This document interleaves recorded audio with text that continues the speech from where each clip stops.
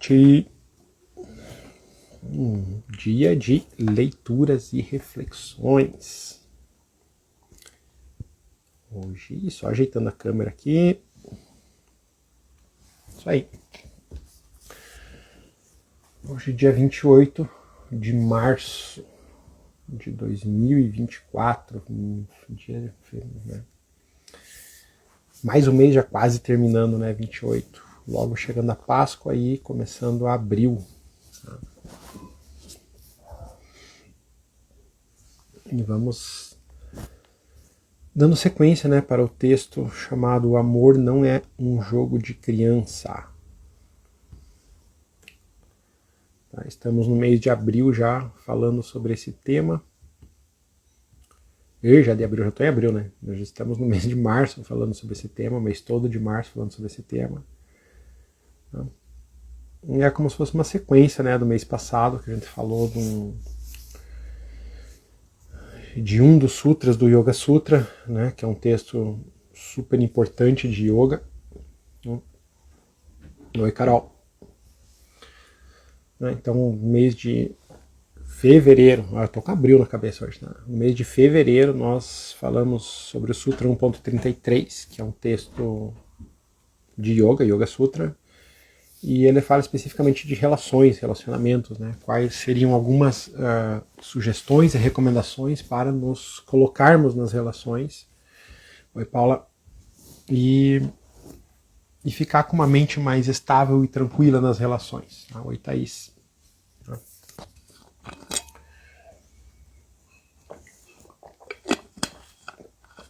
E uma das coisas que a gente vê ali no mês passado falando aqui, uma das grandes dificuldades nossas nas relações em gerais é uma das questões, a falta de critérios, digamos assim, para nos avaliarmos, né, se estamos indo bem ou não. Tá? A falta de alguns indicativos, né, para nos direcionarmos, né, nas relações. E eu lembro que em fevereiro eu mencionei em algum momento o livro O Amor Não É um Jogo de Crianças. Né? Quer dizer, eu não mencionei o livro, né? Eu mencionei o autor Krishnananda. Né? E esse mês agora, daí resolvi escolher um texto dele. Tá? Que é O Amor Não É um Jogo de Criança. Tá? E hoje eu escolhi o tema. Deixa eu achar aqui. Aqui. Está aqui. Lembra que na aula passada semana passada eu falei que tem vários. Oi, Luana. Que tem vários tópicos no livro, né? Tópicos até curtos, que dá pra gente ler um por dia. Então, é um livro que dá acessível para você estudar em um mês, mais ou menos. Tá? E depois ficar revendo ele por várias e várias vezes, tá? Vocês escutarem uns miados de fundo, são meus gatos aqui fazendo, um conversando com o outro, tá bom? Hoje o tema que eu selecionei é o cobrador. Tá? Entendam também como o julgador. Tá? Eu mencionei em algum momento também um texto chamado... Pode entrar. O texto chamado O Caminho do Artista, né, há um bom tempo atrás. E o primeiro capítulo dele, né, o primeiro treino de escrita dele, tá, tem a ver com o censor. Tá?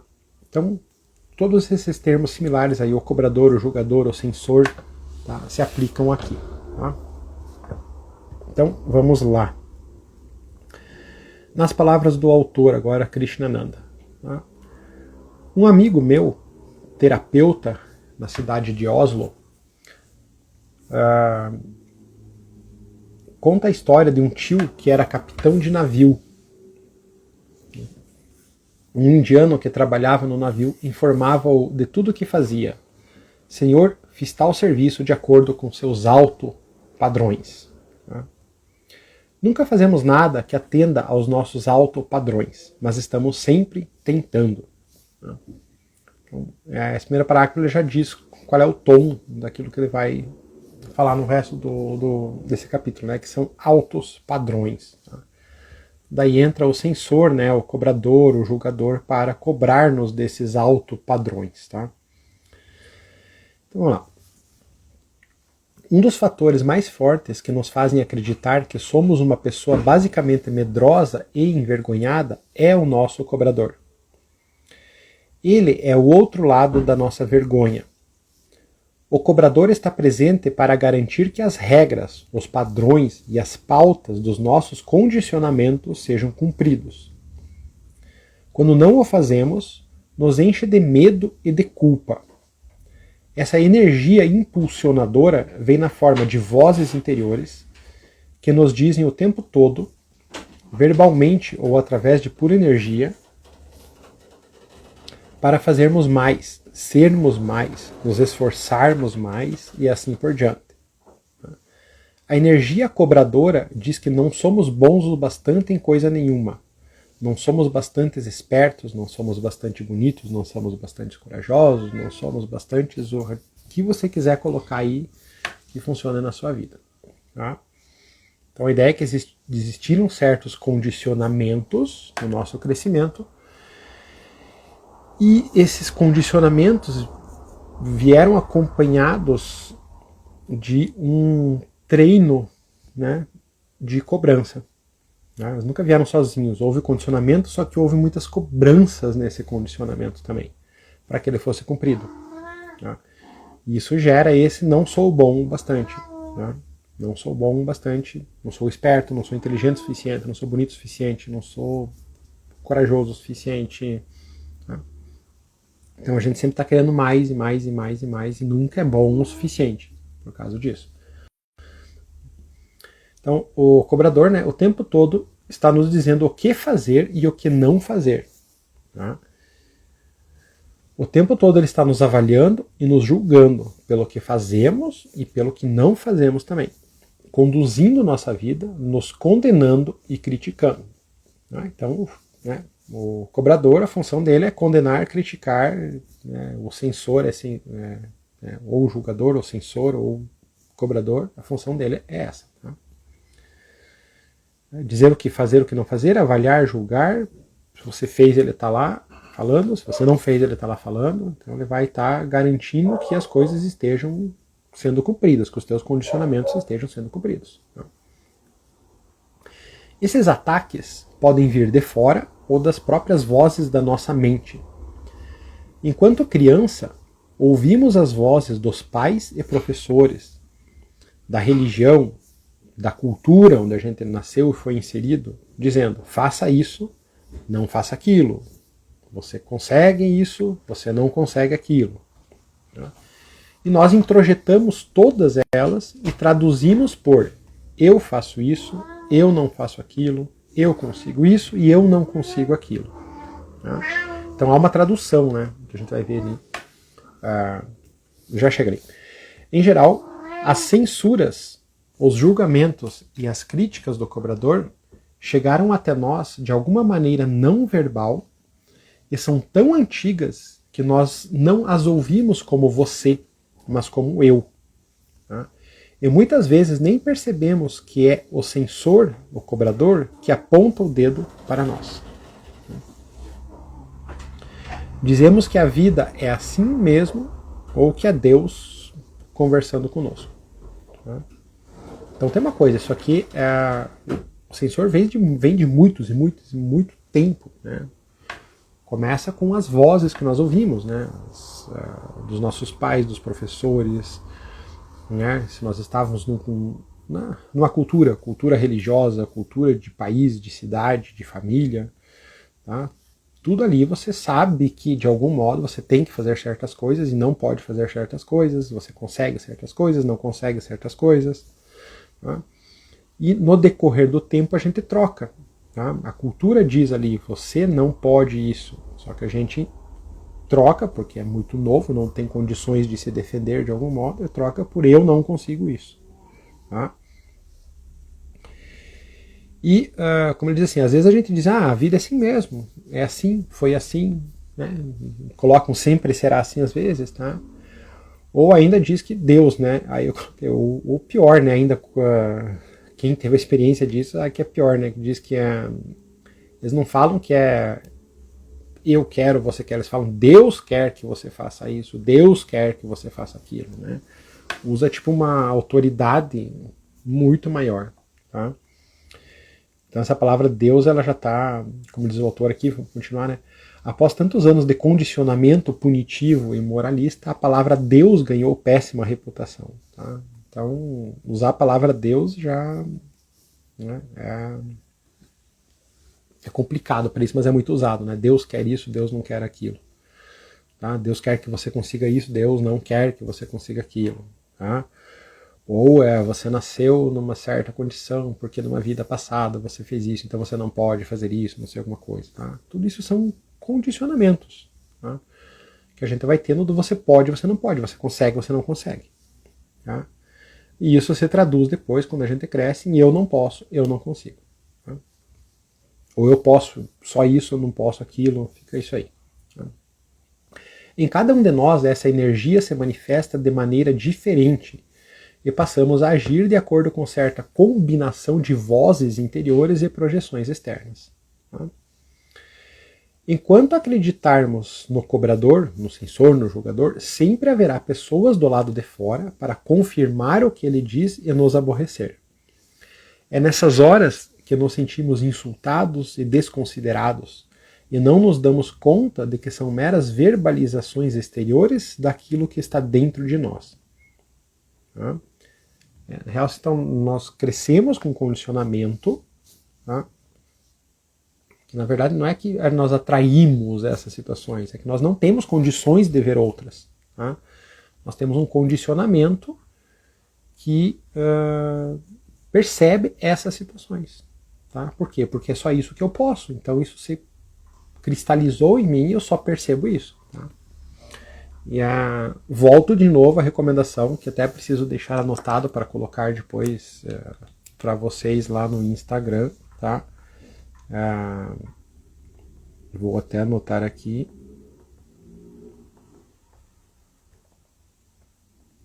Tá? Que é a recomendação de novo de um texto chamado A Biologia da Crença, de Bruce Lipton. Tá? Depois eu coloco, deixei anotado aqui para colocar para vocês lá. Tá? Esse é um texto que eu acho que eu já falo várias vezes aqui. Tá? E quem faz aula comigo sabe que eu falo várias vezes dele também. Tá? Porque é isso, nós nos condicionamos a vida inteira. Tá?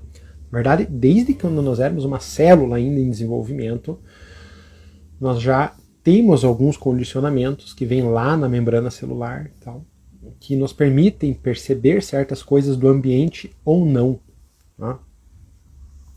Quando nós crescemos, essas células vão se juntando, vão criando nosso ser como um todo, condicionado, com mais condicionamentos ainda, a ser receptivos a certas coisas ou não. Então a gente não tem, às vezes, condições de ter outras opções.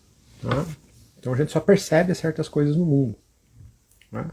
A boa notícia é, dá para mudar. Quando você sabe disso, você consegue buscar recursos para mudar. Tá? Esse livro é uma forma de recurso. Tá? O próprio livro A Biologia da Crença, a consciência disso, é uma forma de alterar isso. Tá? Vou trazer em breve também o livro do Leonard Mlodinow, falando sobre a memória, tá? Sentidos e a memória, uma parte do livro, porque o livro é bem grande. Tá? O livro se chama Subliminar. Tá? Também, entender o processo de como a memória funciona já auxilia bastante nessas transformações. Então tem muitas coisas que, se a gente aproveitar, né, a gente consegue ir transformando esses condicionamentos e criando novas visões. Tá? Então aqui, continuando. Ajuda a saber que, em resposta ao ataque do cobrador, toda uma dinâmica interior é posta em movimento. Tá? Nós entregamos os pontos e afundamos na vergonha e no trauma, ou nos preparamos para a luta. Tá? Essa dinâmica está presente desde a nossa mais tenra infância. Alguns de nós, pela própria natureza, reagem principalmente resignando-se ou entregando os pontos. Outros são mais rebeldes. Em qualquer dos casos, ainda estamos sobre o dedo do acusador, tá? Sobre o dedo do cobrador. É ele que ainda dirige o espetáculo e nós somos meros marionetes. Tá? Então aqui ele comenta, né, que surgem quando nós estamos envolvidos com esse nosso estado de cobrador, né, de censor, surgem dois modos aí internos de operar, né? Um é fundarmos na vergonha e no trauma, resignação, eu me fecho de algum modo, né? Ou eu luto, eu viro rebelde, né? Digamos que eu passo a ser às vezes até do contra de todas as coisas, tá? Continua sendo um processo do acusador. Tá? Aí ele dá algum exemplo aqui, por exemplo, uma participante de um workshop chamada Anitta chegava atrasada a todas as sessões. Quando perguntamos por que isso acontecia, ela disse que quando criança sua mãe sempre a apressava e agora então ela se atrasa para tudo. Nós sugerimos que ela assumisse o compromisso de chegar na hora e ver o que acontecia. Depois do segundo dia, ela começou a sentir uma revolta imensa por sempre ter sido forçada a fazer as coisas. Foi importante conectar-se com sua revolta, porque isso lhe deu forças para romper com o poder negativo de sua repressão. Antes disso, Nita só expressava sua raiva indiretamente através do atraso crônico. Tá? Então, olha, para cada pessoa isso vai se manifestar de um certo modo, essa revolta. Tá? Então, com o tempo, conhecendo a história da pessoa, vai se entendendo isso. Né? Nesse caso aqui, o atraso dela era a forma de se rebelar, de ser rebelde, tá? De expressar a raiva por ter sido sempre apressada. Então ela entrou no modo raiva, né? Que é o modo rebelde, tá? De lidar com as coisas. Né? E olha que interessante, né? Mesmo depois de anos e anos e anos e anos e anos que isso nunca mais aconteceu, digamos, com a mãe, a gente continua como rebelde, né? Por exemplo, nesse caso. Tá? Aí ele conta uma outra participante, né? Por exemplo, diz que mora com a mãe o tempo todo e se sente envergonhada e sobressaltada. Né? Mas ela se rebela, esquecendo-se de fazer o que a mãe lhe pede. Tá? Então, uma outra forma de rebeldia. Esquecimento. Esqueci de fazer. Tá? Uma outra participante, uns 30 anos aproximadamente, uma vida de batalha, ela nem imagina como é viver sem batalhar. Para ela seria dificílimo desistir, porque jamais se permitiria isso. Mas por estar fortemente identificada com seu lado rebelde, tem muita dificuldade de sentir-se vulnerável e insegura. Para alguém como ela, que está acostumada a bancar a rebelde, permitir-se entregar os pontos pode ser uma passagem para a vulnerabilidade. Então tem... aqui ele falou mais do rebelde, né, mas tem outro lado que é a resignação. Tá? Então até essa questão, às vezes, nossa, da pessoa ser batalhadora, né, vindo nada, crescer sozinho e tudo, né, tem um lado rebelde contra alguma coisa aí. Será que não? Fica a pergunta. Tá? Como eu disse, cada caso seria um caso aqui, né? Para aqueles que estão muito mais identificados com a vergonha, com o choque e o esgotamento que acompanharam, né, poderia ser mais criativo explorar a energia do rebelde. Tá? Quem nunca em algum momento, por exemplo, disse desisto, não adianta fazer, né, ou fica com vergonha, né, pânico, choque que vai para pânico. Né. É preciso muita coragem para fazer essa passagem, porque o medo da punição e da aniquilação será terrível se desobedecerem. Em geral, quando conseguimos nos familiarizar com a rebeldia, morremos de medo e de culpa e voltamos correndo para a nossa velha e conhecida desistência. Novamente criamos coragem depois e avançamos um pouco mais no aspecto rebelde. Tá? Então a gente percebe que a cobrança, né, o cobrador, que seria essa cobrança das autoridades que foi feita para cima de nós ao longo da vida, quando nós éramos muito crianças e até, arriscaria em dizer em nível celular, tá? Ela se internaliza, né, essa cobrança, e ela motiva em nós, digamos, desperta em nós os dois aspectos, ou a resignação ou a rebeldia. Tá? Ambos são reações à cobrança. Tá? Ou seja, quando há muita cobrança, tipo, escolho que não dou conta e baixo a cabeça, fico resignado, fico na minha, né? Ou vou para a rebeldia. Tá? E aí, possivelmente, né, a resignação tem a ver quando nós obedecemos, né, nós aceitamos a cobrança e obedecemos. Né?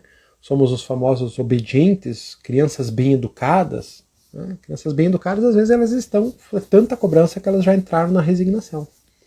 Tá? E a rebeldia é quando desobedecemos. Né? Só que todas as duas coisas são reações, são aspectos, são faces da mesma moeda, da cobrança. Tá? Só o modo de reagir vai da história de cada um. Tá?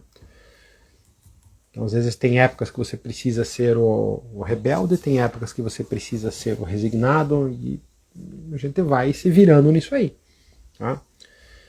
Sabe com quem ser resignado, com quem ser rebelde, né? Mas tudo é face da mesma moeda. É porque houve muita cobrança e essa cobrança ainda é perceptível, né? Inconscientemente, mas ela é perceptível nesses dois modos, tá? De reação. Ó, podemos notar o impacto do nosso cobrador quando nos sentimos vítimas ou quando vitimamos o outro. Tá? Isso é bem importante. Tá? Então você percebe que existe um cobrador dentro de você quando você é vítima, quando você se coloca como vítima de alguma coisa, ou quando você coloca o outro como vítima. Tá? Ou seja, você se torna o cobrador, o próprio cobrador. Assim, né? Incorpora o sensor. Tá? Então, o modo de você perceber essa atuação do seu sensor, do seu cobrador, é ou você se torna vítima ou agressor. Tá? Quando nos sentimos fortes e seguros, viramos o agressor, sobrecarregando o outro de insultos, de impaciência, de frustração, de críticas e exigências. Né? Então, uma das formas de saber que nós temos um cobrador muito grande é o quanto eu critico e eu faço exigência para com as outras pessoas. Essa é uma forma. Tá? Então a pergunta é, o quanto você critica e você exige das outras pessoas? Tá? E naturalmente a mesma pressão e a mesma crítica acumulam-se sobre nós. Tá? Aí o autor dá um exemplo da vida dele mesmo. Tá? Que ele diz assim, eu vejo isso claramente quando eu jogo tênis. Se eu perco alguns lances, uma voz começa a gritar dentro de mim. Acerta logo essa bola, bate por baixo dela, não demore tanto para rebater, e assim por diante. Tá? Nesses momentos eu não tenho nenhuma dúvida de que é o cobrador que está na minha cabeça, e até me vejo recuar diante da autocrítica. Tá? Eu sempre estabeleci padrões muito altos para mim, e certamente nunca pude alcançá-los. Antes de ter alguma consciência disso, estabeleci esses mesmos padrões muito altos para todas as pessoas, obrigando-as a passar pela mesma tortura que eu impunha a mim mesmo. Então aqui tem umas frases, umas coisas bem legais, né? Quando a gente está no modo inconsciente do sensor e do julgador, né? Estabelecer padrões muito altos para si próprio. Tá? Então eu estabeleço padrões muito altos para mim. Tá? Aí, né, eu não vou dar conta de cumprir esses padrões. Tá? Aí é aquela questão, volta para a vergonha, para a culpa, né, porque eu não consegui cumprir com os padrões muito altos para mim. Então, estabelecer padrões muito altos. Tá? Só que o que acontece quando eu estabeleço padrões muito altos para mim? Eu transfiro esses padrões muito altos para todas as pessoas. Tá? Então isso vira uma tortura não só para mim, mas eu torturo as outras pessoas para cumprir com os meus altos padrões. Tá? Então eu começo, nossa, você faz isso, você faz aquilo, você não pode fazer isso, você deve fazer aquilo. Você começa a colocar, você vira o agressor, o sensor das outras pessoas, né? Você coloca padrões muito altos. Só que isso vira uma bola de neve, né? Porque assim, ó, eu coloco padrões muito alto para mim. Tá? Não consigo cumpri-los. Tá? Só que daí eu cobro dos outros para atingir os mesmos padrões. Não consigo cobrir os meus próprios padrões, mas eu quero que os outros cumpram esses padrões. Eu vou fazendo uma bola de neve aí nas relações que não dá certo. O autor ainda diz que isso ainda acontece na vida dele, mas hoje já posso perceber mais rapidamente porque conheço o sofrimento causado. Você começa a perceber os padrões com o tempo e saber que, né? Uma coisa importante é que ele usa nomes para as coisas. Tá? É muito importante você dar nomes para as coisas, porque parece que cria uma certa distância para que você possa observar isso. Tá? Então, quando você chama, por exemplo, nossa, é o sensor que está falando. Né? Tipo, você coloca até uma imagem, como se fosse um serzinho ali, né? O sensor que está falando com você, uma voz na sua cabeça, mas ela tem uma imagem. Então eu consigo, de algum modo, me distanciar disso. Tá? Quando nos colocamos sobre o ataque do cobrador, sentimos uma profunda vergonha e a criança emocional entra em estado de choque sobre tanta pressão. Tá? Quando comecei a perceber que o meu cobrador era um mentiroso, eu fiquei chocado. Era muito mais fácil aceitar seus padrões como a verdade. E os condicionamentos, né? Condicionamentos viram verdade. Tá? Isso tem uma coisa no yoga que entra também, que acho que eu já comentei aqui, que diz o seguinte: tudo aquilo que vem do que eu considero autoridade, que eu não consigo enfrentar, digamos, como autoridade, eu entendo como verdade. Tá? Isso é uma coisa que acontece. Tá? Então aqui também aconteceu, né? Era muito mais fácil aceitar seus padrões como a verdade. Tá? O cobrador surge de autoridades, tá? Então que viram verdades dentro da gente. Tá? Era como a vida devia ser. Era muito mais seguro aceitar o cobrador como a voz da verdade. Não havia o que questionar. Basicamente, eu vivia muito bem obedecendo a seus comandos. As compensações que eu havia criado funcionavam bastante bem e tudo daria certo se fossem seguidas. No meu caso, né, no autor, né, isso significava ser um médico dedicado, pouco ligado a bens materiais, disposto a aprender para melhorar, que gostava de arte e música, que não era arrogante, não era egoísta nem pretensioso e era bastante gentil e sensível com os outros. Se eu seguisse essas prescrições, eu me tornaria um homem com alma e profundidade. Quem poderia argumentar contra tais valores? O problema é que eles me foram passados com a forte mensagem de que era a única maneira possível de ser. E essa que é a grande dificuldade, né? Os condicionamentos eles são passados meio que de modo único, né? Essa é a vida é assim, e você deve ser assim, você pode fazer isso, você não pode fazer isso, então fica engessado num certo modo apenas. Tá?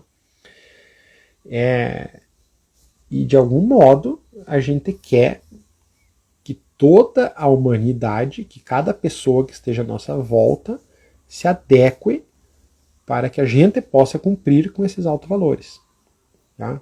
Por isso que a gente importuna o outro, incomoda o outro. Porque nós temos altos padrões a ser cumpridos, condicionamentos a serem cumpridos.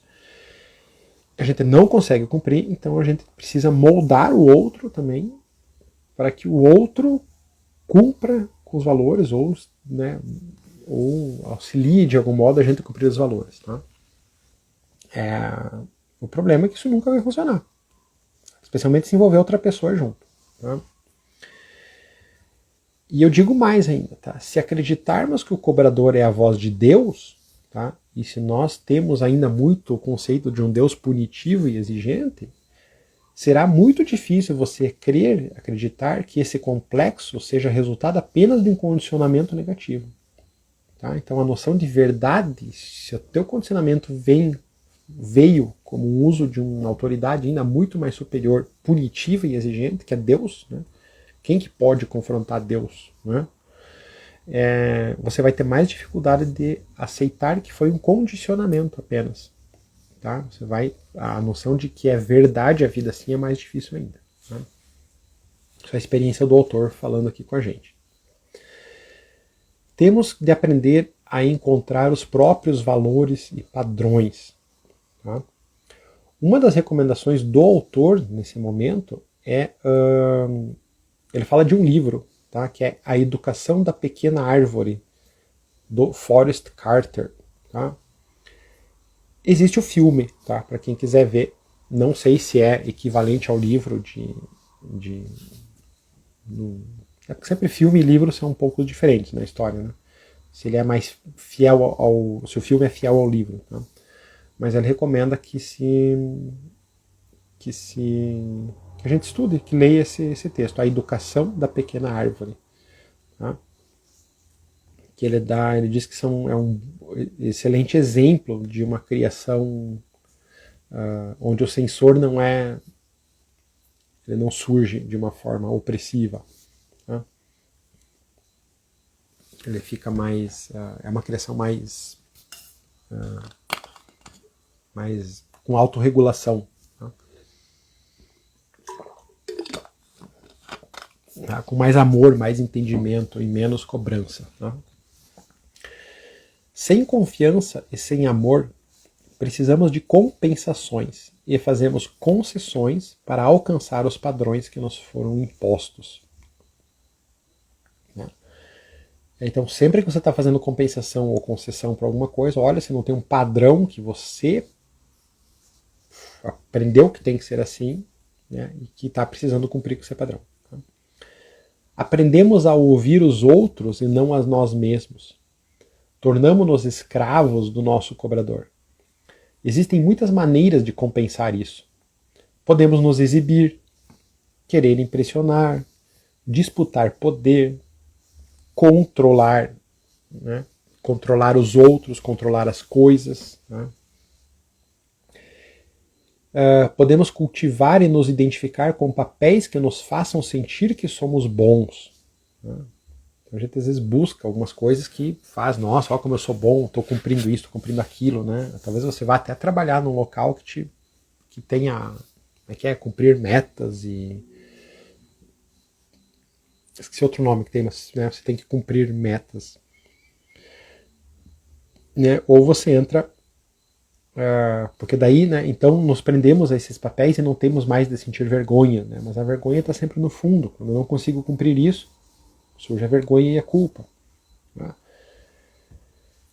As compensações são mecanismos profundamente inconscientes com origem na infância. Foi como aprendemos a lidar com o cobrador. Tá? E quem era esse cobrador? As autoridades da época. Pode ser seus pais, pode ser alguém da família, eram seus professores, eram os religiosos com quem você conviveu, a cultura, sempre teve alguém que a sua família achou que era autoridade, pode ser alguma autoridade política. Né? Pense na sua família, onde a sua família estava envolvida, qual era o contexto da sua família. Tá? Isso aí vai te dar quem eram as autoridades e quem era e como que é esse cobrador que está aí dentro de você. Tá lá na infância. E isso causa, ou seja, essas compensações, né, causam tamanho estresse que não admira fiquemos tão exaustos, dependentes, depressivos com tanta facilidade. Tá? Então, boa parte da nossa exaustão que a gente tem é uma exaustão emocional, não é, né? De conviver sempre querendo cumprir padrões e padrões e padrões mais altos. Tá? Mesmo que a gente aparentemente seja largado, né? Digamos, tá tudo bem, não vou cumprir padrões, não sei o que, não me interesso por isso. Às vezes é uma resignação porque você foi extremamente cobrado também. Tá? Então tem isso, né? Depressão, ansiedades também. Tá? A maioria dessas coisas é exaustão emocional por causa de cobranças. Aí o que eu lembrei lendo isso, né? Porque ele fala que aprendemos a ouvir os outros e não a nós mesmos, né? Nós nos identificamos com papéis, fazemos papéis, executamos papéis, tá? Aí um dos textos que eu quero trazer para vocês, né? Eu tenho alguns na ordem aí, tá? Que é o Leonard Mlodinow, Subliminar. Eu acho importante, já tenho falado nele várias vezes, então tá na hora de pegar esse livro pra gente comentar ele aqui, refletir em cima dele em algum mês aí. E tem outro texto que eu vou trazer depois dele, que é um texto da Edith Eva Egner. Tá? Não sei se vocês já ouviram falar nela. Tá? Edith Eva Egner. Tá? Depois eu coloco também lá no Insta como sugestão. Tá? Ela ela é sobrevivente do Holocausto. Tá? Sobreviveu a Auschwitz, o Auschwitz I, eu acho que era. tinha uns 2 ou 3 Auschwitz, 1, 2 e 3, com outros nomes, mas ela sobreviveu, foi uma das poucas sobreviventes de Auschwitz, tá? E ela era bailarina, então ela escreveu um livro chamado Bailarina de Auschwitz. Tá? Sensacional o livro, tá? Porque ela não conta só isso, a metade do livro, digamos, seria a experiência dela no campo de concentração, antes e durante o campo de concentração, mas a maior parte do livro é o que aconteceu após o campo de concentração, a vida dela depois, tá? E tem muita coisa legal aí pra gente aprender com esse livro aí, tá? Tornou-se psicóloga, estudou muito a questão da psicologia, do trauma pós-guerra, todas essas coisas, tá? E ela faz 2 perguntas, tá? Que são as 2 perguntas que eu lembrei ao ler o Krishnananda aqui, que ela faz assim, ela faz 4 perguntas, mas eu só vou falar 2 para vocês agora, tá? Fica para depois, lá, quando a gente estudar o livro, tá? Primeira pergunta, o que você quer? Você sabe responder isso? O que você quer? E a segunda pergunta é, para quem você quer isso que você diz que quer? Então, a primeira pergunta, o que você quer? E a segunda pergunta é, para quem você quer isso que você diz que quer? Então, né? Quem que pôs esse querer aí em você? Será que é seu mesmo? Será que não é um cobrador que está aí dizendo que é para você fazer isso, que você deve fazer isso? Fica essa pergunta para a semana, fica com essas 2 perguntas aí. E na próxima a gente volta a conversar. Tá? Eu vou colocar em algum momento lá no Instagram, nos stories, uma enquete para ver se vocês, como tem muita coisa ainda para estudar desse livro, vou ver se vocês querem passar para um outro livro ou se vocês querem que eu fique mais um mês ainda falando sobre esse tema aqui, sobre esse livro, porque tem muitos tópicos ainda para ver, mas vou ver com vocês lá. Tá? Lembre dessas perguntas, tá? Anote aí o que você quer, tá? E para quem você quer isso que você diz que quer. Tá bom? Nos vemos então na próxima semana. Se quiser conversar mais sobre o tema, me chama lá no Insta ou aqui no WhatsApp. Quem me conhece já aí no WhatsApp, e a gente conversa. Tá bom? Tenham vocês todos uma boa noite.